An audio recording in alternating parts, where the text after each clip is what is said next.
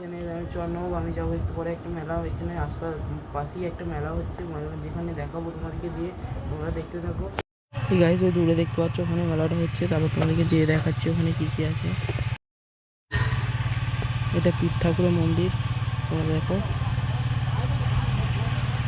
যে ঠাকুরগুলো কত খেললাম, দেখো এটা দোকান, এটা মেলার দোকান। তোমরা নিশ্চয়ই জানো মেলায় কেমন দোকানদানি হয়, সেরকমই এটাও।